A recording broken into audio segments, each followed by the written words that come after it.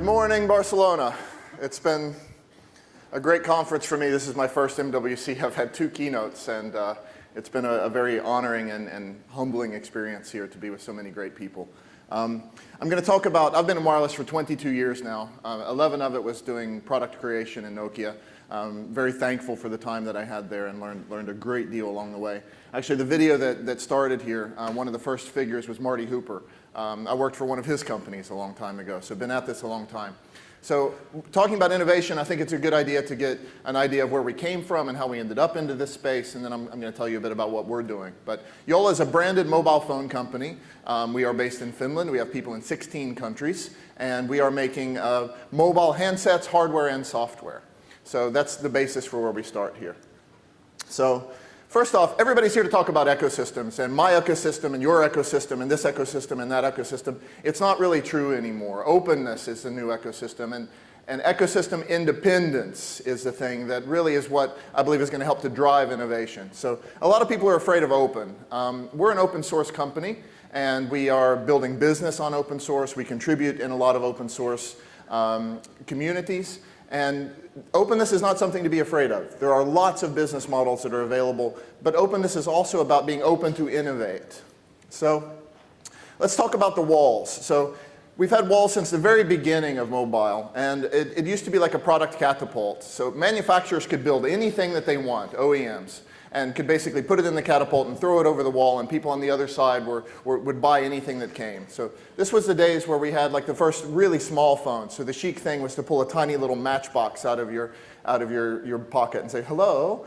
And another interesting innovation that happened in this time, or the one that comes to mind for me that's still important today, is text messages. So we already created this business model many, many, many years ago, and it was created by the manufacturers.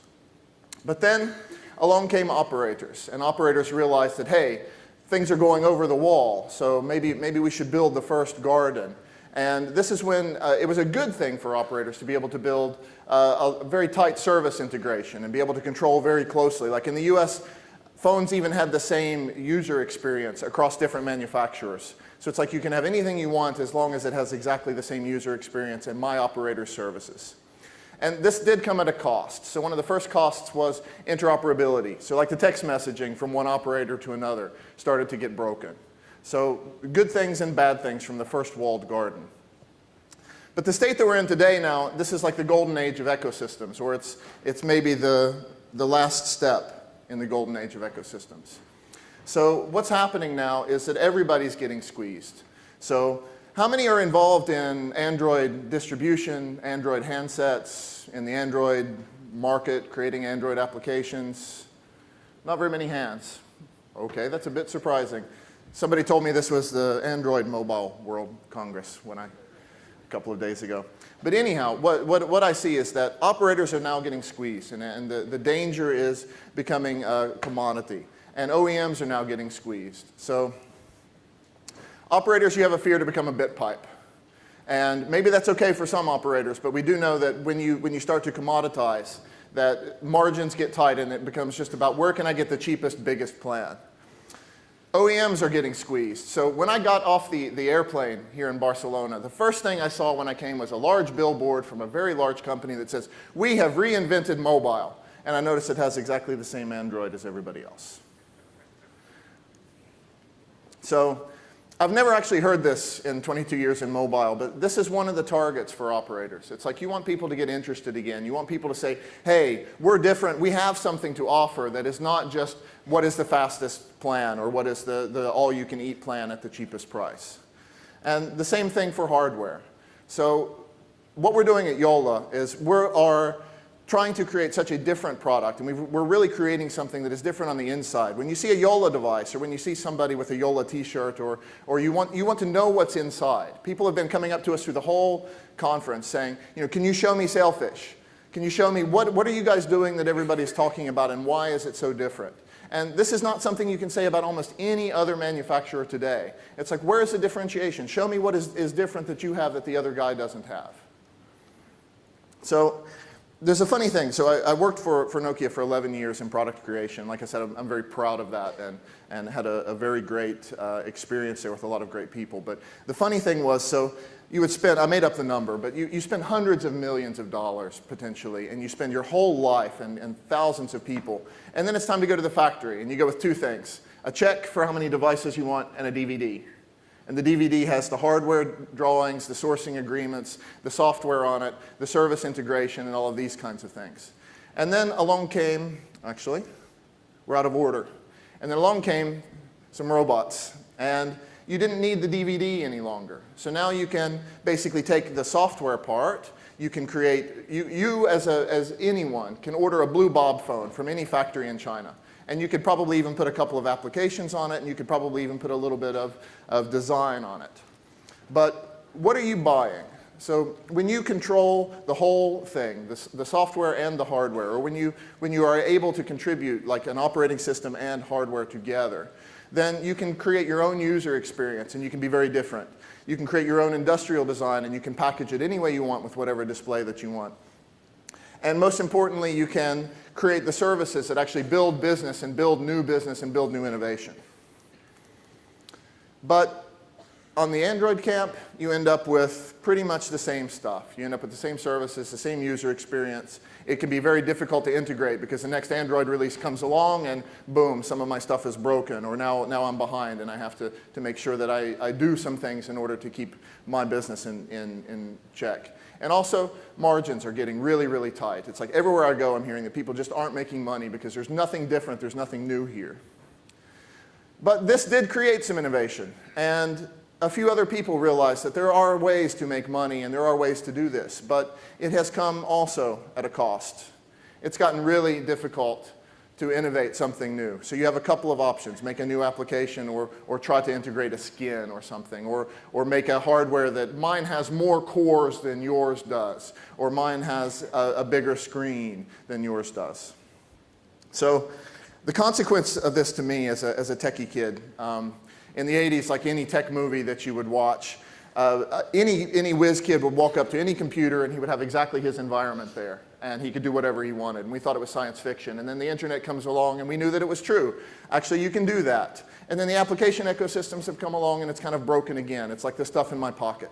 Well, maybe it syncs with my tablet, but it doesn't follow me. It doesn't go everywhere that I go. So about innovation, you are more than just another application in somebody else's grid. You have the ability to create completely new things. We have to work together. So like I'm going to share the stage with some great guys here, and I'll just give an example. So there hasn't really been a new music phone that creates a whole music experience for someone. So at our core competence is actually being able to take a new idea and integrate this into a phone that gives more than just an application sitting on the top where it's open or it's closed. So let's look at what we all have together when we start working together. So operators, you have already a great deal of strengths in order to draw from. The ability to sell products globally with e-commerce. You have a huge customer base and sales and all of these things, but yet you still have a fear of becoming a commodity. Same thing with you OEMs. So once again, we reinvented mobile, and on the inside, the way you use it is just like everybody else in the services and all of these kinds of things. Still, once again, a fear of commoditization. And applications are getting squeezed also. So getting a new application into an application store that has 800,000 titles in it is almost like winning the lottery again. So even applications are getting squeezed. So at Jolla, we're making a big splash. And the reason is because we're making a completely new product with new hardware, new software. We're putting these together. It's like anybody can make hardware or software. Putting them together is actually our core competence. It's the thing we've been doing our whole lives. And one of the business models that we have here is to be able to help to do this for you also. So we put it all together. So Sailfish is our operating system. It is a new user experience. It is a new service platform. It is a new architecture that is very portable and very easy to create new innovation. We'll be at Mobile Monday today, and I can demo the thing. We've been demoing it in several booths here, including STE, all week. Jolla is making new devices that are going to have a completely innovative user experience and the ability to create new business models. And we can make these devices also with you, like our good friends at Deezer could potentially make a music phone that is unlike anything in the world, and it's not just about an application, it's about a whole new experience. And we're also licensing the Sailfish operating system to enable OEMs to create differentiation and be able to do something that's completely different than anything on the market. So finally, about innovation. So in my life, I've been very, very fortunate to work for a lot of great companies and be a part of a lot of innovation. And to me, it's about taking different ideas and putting those together. And one of the keys to this is openness and collaboration. So the more that we work openly and the more that we talk to each other and the less that we try to build a wall around the cloud that's coming, then the more opportunity that we have to create innovation that's actually going to create something.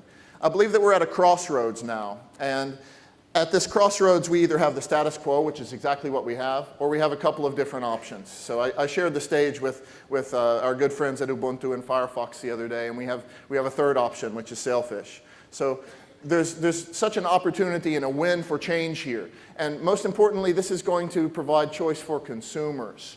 And once consumers realize there is a choice, today they practically have no choice. There's a couple of options and they're old and they're stale. So once consumers realize that they do have new choices available, I think it's going to drive even further innovation. So about our ecosystem freedom. Sailfish is, just as an example, supporting 3 different ecosystems. So we have Android applications, HTML5, which everybody's working towards, and Qt.